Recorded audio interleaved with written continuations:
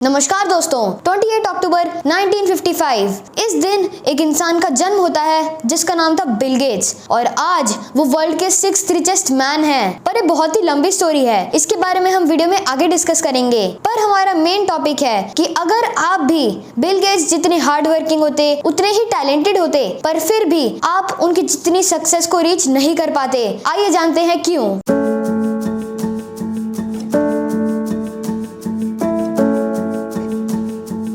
तो चलिए पहले उनकी स्टोरी को डिस्कस करते हैं। तो इस स्टोरी की स्टार्टिंग होती है उनके बर्थ से, जो कि हुआ था सीटल में ऑन 28 अक्टूबर 1955। तो चलिए इस स्टोरी को फास्ट फॉरवर्ड करते हैं 1967 में। इस साल वो 8th क्लास में पढ़ रहे थे और उन्हें एक कंप्यूटर मिल जाता है जो कि था टेलीटाइप मॉडल 33 ASR टर्मिनल। वो इस कंप्यूटर की एबिलिटीज से बहुत अमेज थे और उन्होंने घंटों बिताए इस कंप्यूटर पे और अपना फर्स्ट कंप्यूटर प्रोग्राम बनाया। जब वो 12 इयर्स के थे तो उन्होंने शिफ्ट कर लिया लेक साइड प्राइवेट स्कूल में, जो कि था सीटल में। और इस स्कूल में उनके कुछ फ्रेंड थे जो कंप्यूटर्स में इंटरेस्टेड थे। कैंटी वैंस उनके फर्स्ट बेस्ट फ्रेंड थे स्कूल में। और कुछ टाइम बाद Paul Allen, Bill Gates, Kent Evans और रिक व्हीलैंड एक lakeside programmers group start करते हैं। तो सीटल में एक कंपनी थी जिसका नाम था कंप्यूटर सेंटर कॉर्पोरेशन। वो कंप्यूटर्स को रेंट पे देती थी और उन्होंने वहां पे जाना स्टार्ट कर दिया, पर उसकी कॉस्ट बहुत ज्यादा हाई थी। तो उन्होंने उनके ऑपरेटिंग सिस्टम के अंदर बग्स फाइंड करना स्टार्ट कर दिया ताकि वो कंप्यूटर्स को लॉन्ग टाइम तक एक्सेस कर पाए। पर जब उनकी ये चोरी पकड़ी गई तो वो उस स्टोर से बैन कर दिए गए थे। पर अभी तक उनके पास एक अच्छा सा कंप्यूटर का सोर्स नहीं था। बाद में सीसीसी सोचता है कि हमें उन्हें कंप्यूटर्स की एक्सेस देनी चाहिए ताकि हम अपने ऑपरेटिंग सिस्टम में बग्स को ठीक कर पाएं। और अब वापस से उन्हें एक कंप्यूटर का सोर्स मिल चुका है।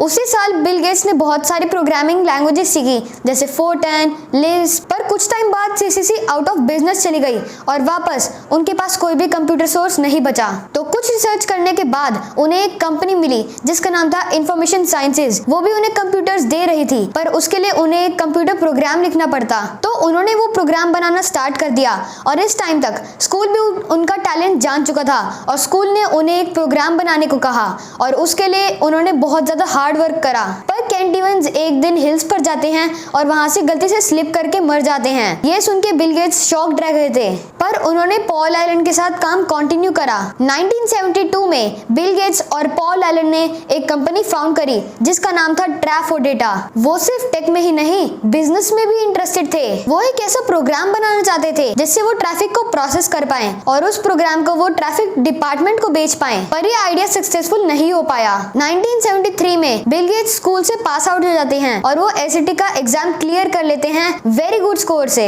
और इसी की मदद से वो हार्वर्ड में एडमिशन ले लेते हैं, जो कि one of the best universities है अमेरिका की। तब तक पॉल यूनिवर्सिटीज की क्लासेस अटेंड करते करते बोर हो चुके थे, तो वो बॉस्टन में शिफ्ट हो जाते हैं और हनीवेल कॉर्पोरेशन के साथ काम स्टार्ट करते हैं। उन्होंने बिल को भी इनवाइट करा था इस कॉर्पोरेशन में और 1974 में वो भी हनीवेल कॉर्पोरेशन के साथ काम करना स्टार्ट कर देते हैं। एक दिन पॉल ऐसे ही एक स्ट्रीट से गुजर रहे थे, तभी वो एक मैगजीन देखते हैं जिसका नाम था पॉपुलर इलेक्ट्रॉनिक्स। उसकी फ्रंट पेज पे ऑल्टेयर 8800 की फोटो थी, जो कि एक कंप्यूटर था और वो कंप्यूटर आता था इंटेल के 8080 प्रोसेसर के साथ। तो उन्होंने जल्दी से वो मैगजीन ली और उसे बिल गेट्स को दिखाने भागे। पॉल बिल को बताने चाहते थे कि कंप्यूटर चिप्स छोटी से छोटी होती जा रही हैं और उनकी परफॉर्मेंस बढ़ती जा रही है। तो कंपनी छोटे कंप्यूटर्स बना सकती थी जो घर में भी यूज हो पाए और इसका एग्जांपल था ऑल्टेयर 8800। किसी ने ये कंप्यूटर पॉल और बिल से पहले बना दिया।